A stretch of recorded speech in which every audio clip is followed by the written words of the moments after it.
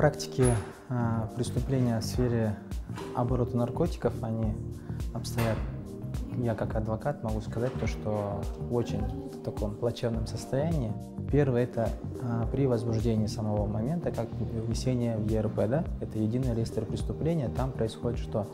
Получается, оперативный сотрудник приходит к следователю с рапортом, да, и, получается, указывает, там нету конкретных данных, да, он указывает, например, имя и примерный возраст, да, например, указывает просто на территории города Бишкек, вот с чем я столкнулся, да, но почему-то там, если они указывают на территории города Бишкек, почему-то передается уже именно в районное управление внутренних дел, да, это тоже вызывает некая необъективность, почему, раз он обращается с рапортом, почему они не регистрируют у себя и потом не проводят какие-то следственные действия, а потом уже, когда устанавливается, не передают, да, а сразу. Получается кот в мешке, да?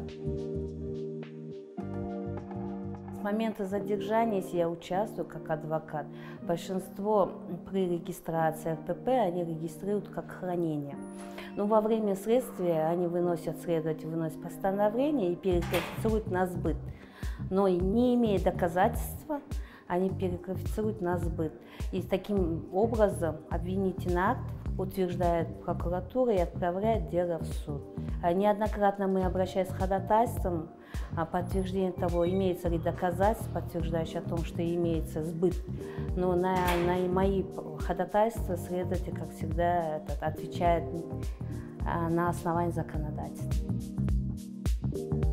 По своему делу могу сказать, допустим, в настоящее время у меня имеется кейс, где сотрудники милиции УСБНОН МВД Кыргызской Республики в поисках результата своих, то, что они работают, взяли и, как я полагаю, они подложили наркотики в особо крупном размере гашиш и в настоящее время обвинили по особо тяжкому преступлению, якобы он сбывал наркотики, при этом не имеется никаких доказательств того, что мой клиент сбывал наркотики, никаких оперативно-розыскных мероприятий, такие как контрольная закупка, проверочная закупка, произведены не были.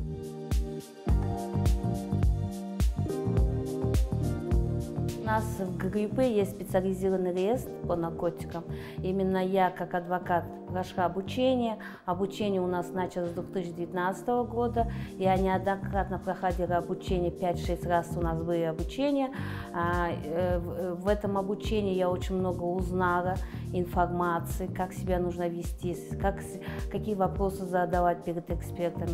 С момента задержания, что нужно сделать адвокату, в суде как участвовать, какие вопросы задавать, кого нужно допрашивать, в качестве доказательств, какие я имею право предоставить доказательства. Как адвокат я имею какие адвокатские исследования проводить для того, чтобы улучшить положение моего клиента. Специализация именно по делам в сфере наркотиков необходима самому адвокату, да? Почему? Потому что при оказании квалифицированной юридической помощи адвокат должен знать основу вот этой криминалистики, уметь ставить правильные, точные вопросы перед экспертом, также обращать внимание, как проводились следственные действия, да, при отбирании тех же смывов, снятия отпечатков пальцев, либо при именно даче поручений, да, вот исследователям. Неопытный адвокат, не зная именно вот этой процессуальной части, как это все делается, он не сможет это раскусить и уже просто скажет клиенту, вот у них есть доказательства и все, признавая вину, возможно, поставит его уже перед тупиком. Я думаю, вот именно необходимы такие специалисты по наркотикам.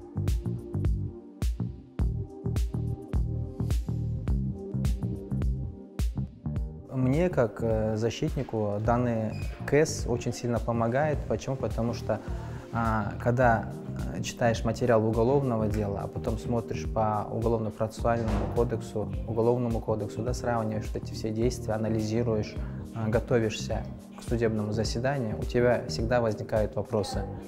Вопросы, где идут сомнения, правильно ли ты идешь, правильно ли была сделана экспертиза, да? Приходишь, уточняешь у экспертов, какие вопросы, да?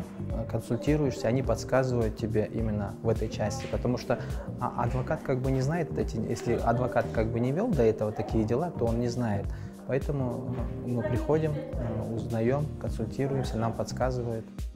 То, что мы сейчас даже вот производим кейсы, да, вот собираемся, у нас появляются вопросы, несмотря на то, что, допустим, я сам уже в этой сфере по наркотикам работаю не первый год, но каждый раз появляется что-то новое, и когда нужны новые какие-то познания. И вот именно то, что когда к нам приходят эксперты наши, дают новые познания, это очень важно, я считаю. И для тех адвокатов, которые сейчас новые тоже вот вступают к нам в группы, это очень важно. При встрече с экспертами мы, многие адвокаты, рассказывают про свои уголовные дела, про свои кейсы. И я, как адвокат, замечаю именно, как мы сталкиваемся с определенными часто правонарушением и нарушением законодательства именно в судах и в следствии.